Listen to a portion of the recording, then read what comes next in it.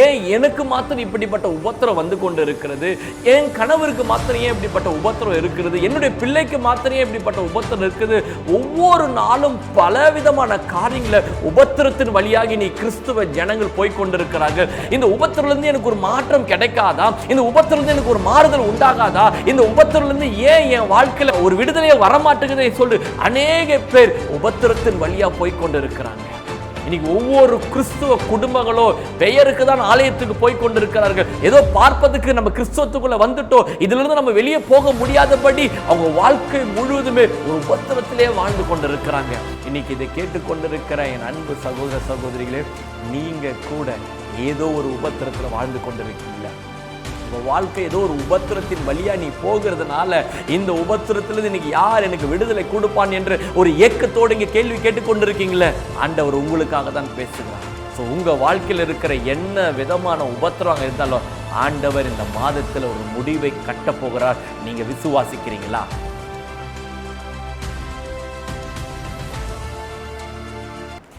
இயேசு கிறிஸ்துவின் இனிதான நாமத்தில் மீண்டுமாக ஒரு புதிய மாதத்திலே உங்களை சந்திக்க வந்திருப்பது நான் மிக்க மகிழ்ச்சி அடைகிறேன்.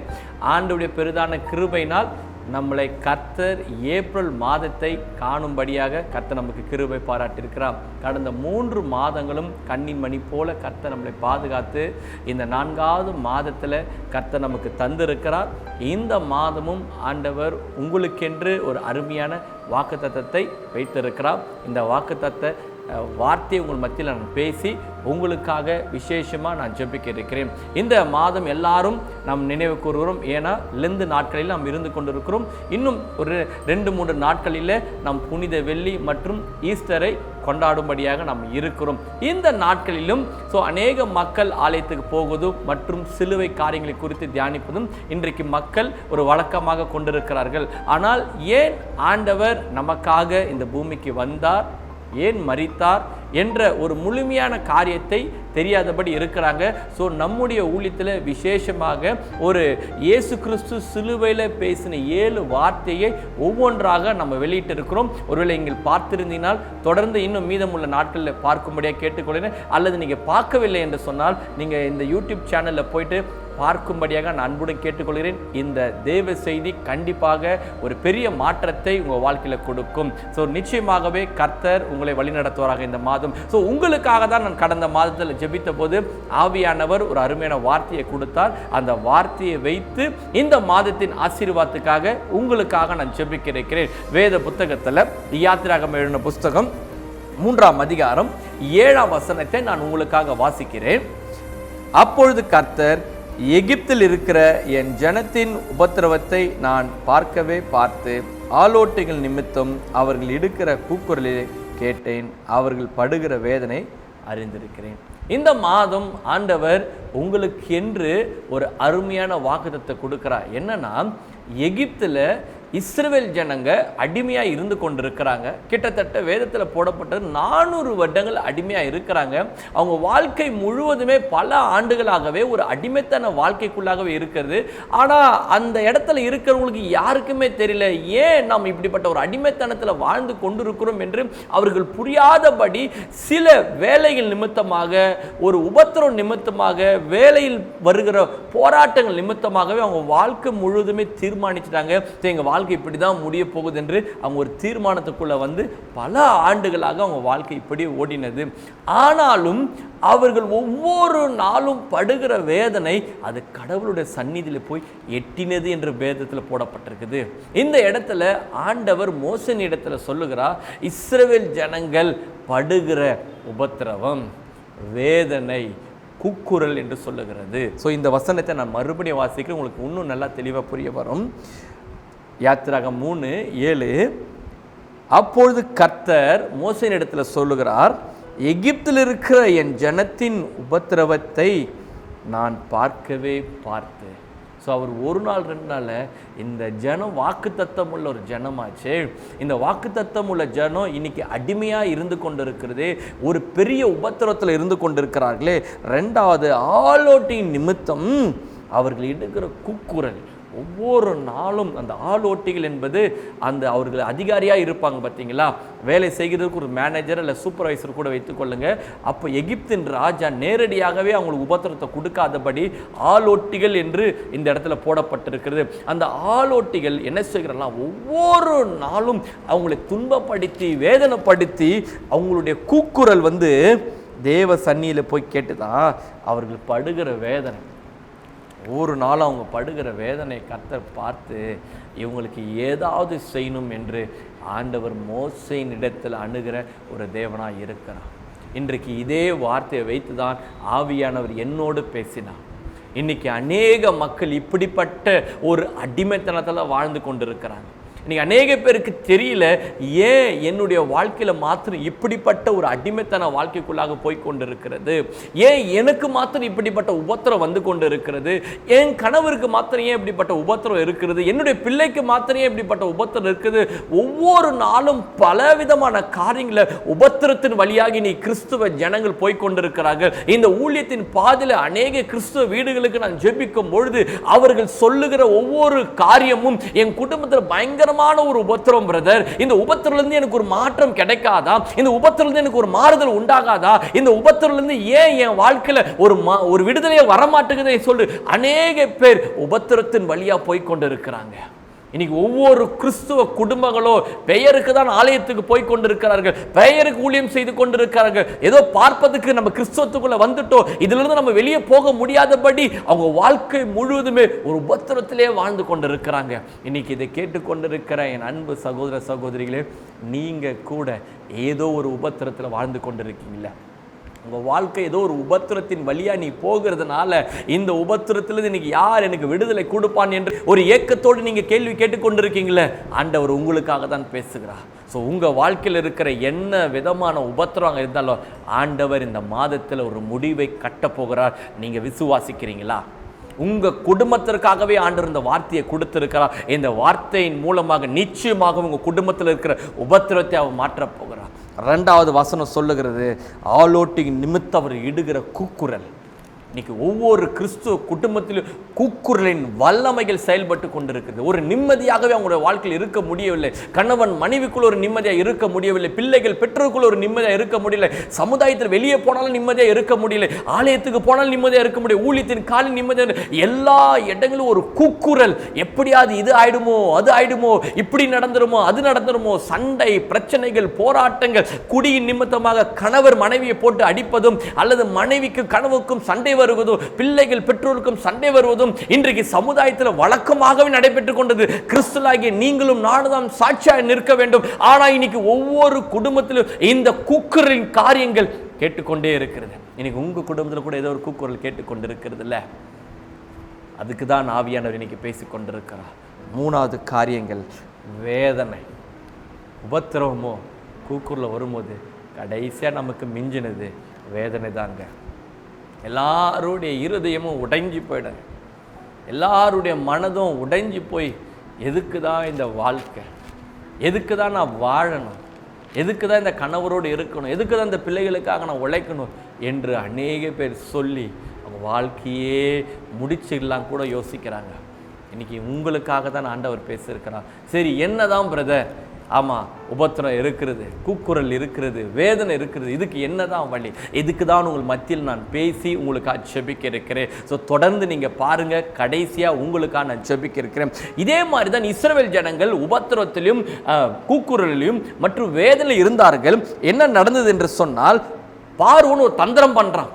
இவங்க வாழ்க்கையில் பெருகவே கூடாது, இவங்க பெருகுனாங்கன்னா எப்படியாவது பகஞ்சரோடு சேர்ந்து நம்மளோட யுத்தம் செய்து நம்ம நாட்டை விட்டு வெளியே போய் விடுவாள் என்று தந்திர நிமித்தமாக அவங்களுக்கு வேலை விசாரிப்புக்காரனை வைக்கிறாங்க என்று வேதத்தில் போடப்பட்டிருது. யாத்திராகமம் 1ஆம் அதிகாரத்தில் விசாரிப்புக்காரன் என்ன செய்கிறார், நீங்க முன்ன வைக்கோல் கொடுத்தோம், ஆனா இப்ப வைக்கோல் கொடுக்க மாட்டோம், நீங்க எப்பவுமே செஞ்சது போல செங்கல் அறுக்கணும், பித்தோம் ராமன் என்று போடப்பட்டது. அவங்களுக்கு பண்டக சாலைகளை கட்டுகிறாங்க. அது மாத்திரமல்ல, அவங்களை எந்த அளவுக்கு ஒடுக்க முடியுமோ அந்த அளவுக்கு ஒடுக்கணும் என்று யாத்திராகமம் 1ஆம் புத்தகத்தில் போடப்பட்டது. நீங்கள் வேதத்தில் இருந்து வைத்துக் கொண்டிருந்தால் நீங்கள் படிங்க. அந்த அளவுக்கு அவங்க என்ன பண்ணாங்க, ஒடுக்குனாங்க. ஆனா ஒரே ஒரு வசனத்தை மாத்திரம் நான் பார்க்க பாருங்க. யாத்திரா 1ஆம் அதிகாரம் 14ஆம் வசனத்தை நான் வாசிக்கிறேன். சாந்தும் செங்குலுமாகிய இவைகளை செய்யும் வேலைகள்னாலும் வயலில் செய்யும் சகலவித வேலைனாலும் அவர்களுக்கு அவர் ஜீவனையும் கசப்பாய் மாத்துறாங்க. எதுக்காக அந்த அளவுக்கு ஒடுக்குனானா, இவங்க வாழ்க்கையே கசப்பாய் மாற்ற வேண்டும் என்பதற்காக தான். இன்னைக்கு சத்ருவானம் கூட ஏன் உங்க வாழ்க்கையில உபத்திரத்தை கொடுக்கிறா, ஏன் கூக்குரலை கொடுக்கிறா, வேதனை கொடுக்கிறா, கடைசியா உங்க வாழ்க்கையை கசப்பாய் மாற்ற வேண்டும், உங்களுடைய குடும்ப வாழ்க்கையை கசப்பாய் மாற்ற வேண்டும். கடைசியா நான் எதுக்கு இந்த பூமியில உயிரோட வாழ்றேன், எதுக்காக நான் இந்த பூமியில இருக்கணும், எதுக்காக இந்த குடும்பத்தில் வாழணும், எனக்கு தேவையே இல்லைன்னு சொல்லுகிற அளவுக்கு இந்த பூமியுடைய வாழ்க்கையை கசப்பாய் மாற்றுவதற்காக பிசாசன் உங்க வாழ்க்கையில் உபத்திரம் கொடுத்திருக்கிறார். இதை கேட்கிற என் அன்பு சகோதரி, நீங்கள் சோர்ந்து போகாதீங்க. நீங்க சோர்ந்து மாத்திரம் போகாதீங்க. என்ன விதமான உபத்திரத்தின் வழியா போயிருந்தாலும் நீங்க செய்ய வேண்டிய ஒரே ஒரு காரியம் தான், கர்த்தரை நோக்கி முறையிட வேண்டும். நீங்க கணவர்கிட்டையோ பிள்ளைகள்கிட்டையோ மற்றவங்கள்கிட்ட உங்களுடைய உபத்திரவமா இருந்தாலும், உங்களுடைய கூக்குரலா இருந்தாலும், வேதனையா இருந்தாலும் அவரை நோக்கி பாருங்க, அவரை நோக்கி பாருங்க. ஏன்னா இஸ்ரவேல் ஜனங்க எத்தனை வருஷம் இப்படிப்பட்ட அனுபவத்தில் வந்தாங்கன்னு தெரியல, ஆனால் முடிவு எடுத்தாங்க. அவங்களுடைய கூக்குரல் தெய்வ சந்நிலையிட்ட வசனம் சொல்லுகிறது. யாத்திராகமம் 2ஆம் அதிகாரம் 23 வசனம் வாசிக்கிற. சில காலம் சென்ற பின் எகிப்து ராஜா மரித்தார். இஸ்ரவேல் புத்திர அடிமைத்தனத்தில் தவித்து முறையிட்டு கொண்டிருந்தார்கள். அவர்கள் அடிமைத்தனத்தில் முறையிடுகிற சத்தம் தெய்வ சந்நிலையிட்டது. இன்னைக்கு உங்களுடைய வாழ்க்கையில் குடும்பத்தில் ஒரு பெரிய விடுதலை உண்டாகுன்னா உங்களுடைய ஜெப தேவ சந்நிதிக்கு போகணும். இன்றைக்கி நீங்கள் ஜெபித்திருக்கீங்க, அதனால தான் ஆண்டவர் இந்த வார்த்தை மூலமாக பேசுகிறார். இன்றைக்கி நீங்கள் உங்கள் ஆலயத்தில் புலம்பி இருக்கீங்க, நான் இந்த சர்ச்சைக்கு போன்னு இருக்கிறேன், அதனால தான் ஆண்டவர் இந்த வார்த்தை மூலமாக வருகிறார். ஆனால் தேவ சந்நிதியில் எட்டினதுன்னா ஒரே ஒரு காரியம், உங்களுக்காக ஆண்டவர் விடுதலை அளிக்க அவர் ஆயத்தமாக இருக்கிறார். உங்களுக்காக விடுதலை அளிக்க ஆயத்தமாக இருக்கிறார். ஸோ நீங்கள் அடிமைத்தனத்தில் உங்கள் வாழ்க்கை முடிக்கல. இந்த பார்வோனத்திலிருந்து விடுதலையாக்க கர்த்தர் மோசே என்ற ஒரு தேவ மனிதனை அனுப்புகிறார். சாதாரணமாக அனுப்பல, அவனிடத்தில் சொல்லுகிறார், நீ தேவனுடைய வல்லமை வெளிப்படுத்த வேண்டும், தேவனுடைய வரங்களை வெளிப்படுத்த வேண்டும். பார்வோன் எவ்வளோதான் அவன் இறுதியை கடினப்பட்டாலோ ஒவ்வொன்றா அற்புதமாக செய்து அவன் இறுதியை கரையும்படியாக தேவ வல்லமை வெளிப்படுத்த வேண்டும். அப்பொழுது அவன் உங்களை இந்த தேசத்தை விட்டு போக விடுவான். நான் இன்னைக்கு சொல்றேன், உங்களுடைய சாதாரணமான ஜெபம், நீங்கள் ஏதோ ஆலயத்துக்கு போயிட்டு வந்துட்டா உங்க குடும்பம் விடுதலை ஆயிடும், அல்ல உங்க கணவர் மாறிடுவார், பிள்ளைகள் மாறல, தேவ வல்லமை உங்க குடும்பத்தில் வெளிப்பட வேண்டுங்க.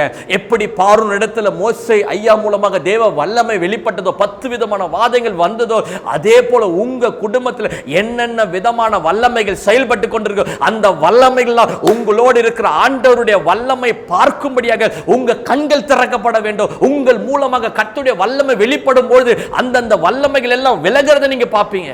உங்க குடும்பத்தை என்ன விதமான வல்லமைகள் செயல்பட்டு கொண்டிருந்தாலும் உங்க ஜெப ஆவினால, உங்களுடைய வைராக்கியத்தினால, உங்களுடைய ஆவிக்குரிய பலனால உங்க குடும்பத்தில் இருக்கிற வல்லமைக்கு விரோதமாக பதில் சொல்லுங்க. உங்க குடும்பத்தில் கூக்குரல் எழும்பிச்சா நீங்க முழங்கால போட்டு ஜெபித்து ஆண்டவரை நோக்கி பாருங்க. கண்டிப்பா சொல்றேன், அந்த வல்லமைகளாக வெள்ளங்கோ, நீங்க பெருகுவீங்க. கர்த்தர் ஏற்ற நேரத்தில் உங்களுக்கு எல்லா விதமான ஆசீர்வாதத்தை கொடுப்பா. ஏன் இயேசு கிறிஸ்து வந்தா? மோசேயை அனுப்பினது போல பிதாவாகிய தேவன் இந்த தேசத்தில் அநேக மக்கள் இன்னைக்கு நிறைய அடிமைத்தனத்தில் இருக்கிறாங்க. பாவத்திலையும் அசுத்தத்திலையும் சாபத்திலையும் கடன் பிரச்சனையும் தரித்திரத்திலையும் இருக்கிறாங்க. அதனால மோசேயை போல இயேசு கிறிஸ்து இந்த பூமிக்கு அனுப்பி அவர் 33 வருடங்கள் இந்த பூமியில் வாழ்ந்து உங்களுடைய பாவத்துக்காக, என்னுடைய பாவத்துக்காக அவர் மரித்து கல்வாரி சிலுவையில் 3ஆம் நாள் உயிரோடு எழுந்தது எதற்காகனா? பார்வோனின் தலையை நசுப்பதற்காக தான். உங்களை அடிமைத்தனத்தில் விடுதலையாக்குறதாக தான் இயேசு கிறிஸ்து இந்த பூமிக்கு வந்தார். அதுதான் உண்மையான ஈஸ்டர், அதுதான் உண்மையான குட் ஃப்ரைடே. ஏதோ ஒரு சடங்காச்சாரமா நான்வெஜ் சாப்பிடாம இருப்பதோ, ஏதோ ஆலயத்துக்கு போவதோ, அழுது புலம்போதோ அது அல்லங்க. இயேசு கிறிஸ்து உங்களை விடுதலையாக்கதான். இயேசு கிறிஸ்துவின் வல்லமை உங்கள் மூலம் வெளிப்பட்டு உங்களை எல்லா விதமான சத்துருவினுடைய வல்லமைகள் பார்வோனின் தலையை நசுப்பதற்காக தான் இயேசு கிறிஸ்து பூமிக்கு வந்தார். நீங்கள் இதை விசுவாசித்தினா இந்த ஈஸ்டரில் நிச்சயமாக உங்கள் வாழ்க்கை விடுதலை உண்டாகும். உங்கள் வாழ்க்கை சந்தோஷமாக கத்த மாற்றாங்க. உங்களுக்காக ஜெபிக்கிற கண்களை மூடி நம்ம ஜெபிக்க ஆயத்தமாக ஜெபிப்போம். அன்பும் இறக்கும் நல்ல தகப்பனே, அப்பா, இந்த வேத வசனத்துக்காக நன்றி. இந்த வாக்கு தத்துவம் நிச்சயமாகவே ஆண்டவரே இதை கேட்டுக்கொண்டிருக்கிற பிள்ளைகளுக்கு நீர் ஆசீர்வாதமாக மாற்றின கிருபைக்காக நன்றி. என்ன விதமான உபத்திரவத்திலையும் கூக்குரலிலையோ வேதனை இருந்து கொண்டிருக்கிற ஜனங்களுக்கு ஆவியானுடைய வல்லமை வெளிப்படும்படி நாங்கள் ஜெபிக்கிறோம். அன்றைக்கு மோசே ஐயாவை கொண்டு இஸ்ரவேல் மக்களை விடுதலையாக்கின போல இந்த வார்த்தையின் மூலமாக எந்தெந்த தேசங்களிலும் மூளை முடுக்கில் கேட்டுக்கொண்டுள்ள ஆவியானவர் அவர்களை நீர் விடுதலையாக்க போற கிருபைக்காக நன்றி. அவர்களை அடிமைப்படுத்தின என்ன விதமான பார்வோனின் வல்லமைகளா இருக்கட்டும், அல்லது என்ன விதமான மனித ஆவிகளா இருக்கட்டும், என்ன விதமான சாபத்தின் வல்லமைகளா இருக்கட்டும், எல்லா விதமான வல்லமைகள் இருந்து இந்த புதிய மாதத்தில் ஆவியானவர் நீர் விடுதலையாக்க போற கிருபைக்காக நன்றி. இப்பொழுது உங்க குடும்பங்களை விட்டு இருக்கிற அடிமைத்தனத்தின் வல்லமைகள் விலகும்படியே நாங்கள் ஜெபிக்கிறப்பா. ஆவியானவர் நீர் செய்ய போகிற கிருபைக்காக நன்றி. நீர் எதற்காக வந்தார் என்பதை அவர்கள் புரிந்து கொண்டு இயேசு கிறிஸ்து எனக்காக மரித்து எல்லா விதமான அடிமைத்தனத்தில் விடுதலையாக்க தான் வந்தார் என்று புரிந்து கொள்ள அந்த மனக்கண்களை திறக்கும்படியே நாங்கள் ஜெபிக்கிறோம். நாங்கள் மனதார வாழ்த்தி ஒவ்வொருத்தரையும் ஆசீர்வதித்து நாங்கள் ஜெபிக்கிறோம். இயேசுவின் மூலம் கேட்கிறோம் ஜீவனுள்ள தகப்பனே, ஆமேன் ஆமேன். அன்பு தேவ ஜனங்களே, நிச்சயமாகவே இந்த செய்தி உங்களுக்கு ஆசீர்வாதமாக இருக்கும் என்று நான் கர்த்தருக்குள்ள விசுவாசிக்கிறேன். தொடர்ந்து இன்னும் ஆவிக்குரிய காரணங்களை குறித்து அறிந்து கொள்ள வேண்டுமென்றால் எங்களுடைய யூடியூப் சேனல் இயேசு விடுதலை ஜீசஸ் டெலிவரி மினிஸ்ட்ரிஸ் சேனலை நீங்கள் சப்ஸ்கிரைப் பண்ணும்படியாக கேட்டுக்கொள்கிறேன். அது மாத்திரமல்ல, ஒரு முக்கிய அறிவிப்பு. ஸோ இன்னும் எங்கள் வாழ்க்கையில் ஒரு விடுதலை பெற வேண்டும் என்று சொன்னால், நீங்கள் சென்னை மற்றும் சுற்று வட்டார பகுதியில் வசித்து கொண்டு இருப்பேன்னு சொன்னால், உங்களுடைய விடுதலைக்காக தான், அடிமைத்தனத்திலிருந்து விடுதலைக்காக தான் ஒரு விசேஷித்த விடுதலை பெருவிழாவென்று ஏப்ரல் மாதம் 14ஆம் தேதி அரசு விடுமுறை, தமிழ் புத்தாண்டு நம்ம அந்த நாட்களில் தான் வைத்திருக்கிறோம். ஸோ நீங்கள் சென்னை மற்றும் செங்கல்பட்டு மற்றும் சுற்று வட்டார பகுதியில் எங்கே இருப்பீர்கள் சொன்னால் நீங்கள் இந்த கூட்டத்துக்குள்ளே பங்கு பெறும்படியாக கேட்டுக்கொள்ளே. கண்டிப்பாக விசுவாசத்தோடு வாருங்கள். உங்களை பாழாக்கின என்ன விதமான வல்லமைகளோ, அடிமைத்தன வாழ்க்கையோ, அல்லது பாவத்தின் பிடியிலோ, பிசாசின் காரியங்களோ, மந்திரிக வல்லமை இருந்தாலும் ஆண்டவர் விடுதலையாக்க ஆயத்தமாக இருக்கிறார். ஆனால் நம்முடைய விடுதலை ஸ்தலத்துக்கு வாங்க. நம்முடைய விடுதலை ஸ்தலம் பெருங்குளத்தூர் இருக்கிற பகுதியில் தான் இருக்கிறது. ஸோ கீழே கொடுக்கப்பட்ட லொக்கேஷனில் நீங்கள் தெரிந்தெடுத்து அல்லது தொடர்பு கொண்டு எங்களை அணுகும்படியாக அன்போடு கேட்டு மறுபடியும் சொல்லுகிறேன், ஒவ்வொரு வேலைக்கிழமையும் விடுதலைக்காக நான் ஜெபிக்கிறோம். ஆனால் நீங்கள் இருக்க பகுதியில் இருந்தால் மறுபடியாக கேட்டேன். கர்த்தர் நிச்சயமாகவே உங்கள் குடும்பத்தை விடுதலையாக்கி இந்த மாதம் கொடுத்த வாக்குத்த பாரம் உங்களை வழிநடத்துவாங்க. கர்த்தர் தாமே உங்களின் குடும்பத்தை ஆசீர்வதிப்பாராக. ஆமென்.